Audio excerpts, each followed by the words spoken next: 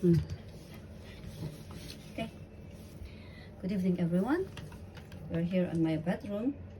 I have given Chacha a bath kasi she's stinky and she's itchy. She's so itchy. So I have given her a bath, though it's late, already 11:30 here. Ayan. But now she feels fresh. Feels fresh enough. Huh? You love it? Oh, you love it? She loves it. Okay. Later before, she feels so itchy.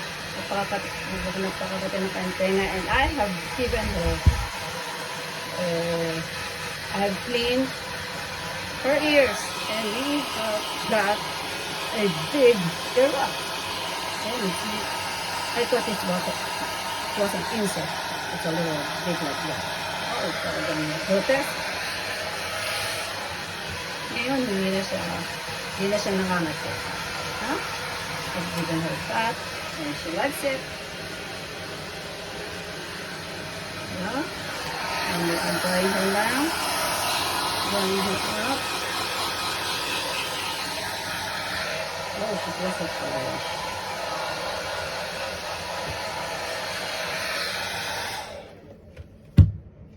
Say hi to the camera. Say hi to the camera. Okay, baby. You look fresh now? Oh, basa ka pa dito. Basa pa yan.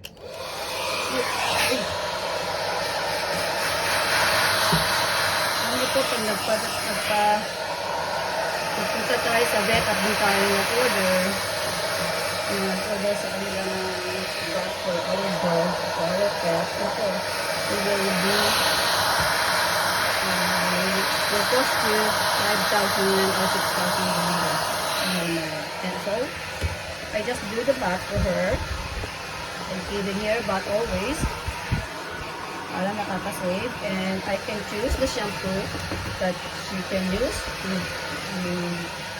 Bagay talaga sa kanya because she has a delicate skin. I'm using a shampoo that is really good for delicate skin.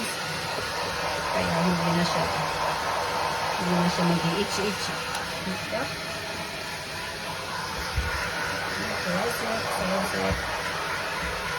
Baby. Ano? Love.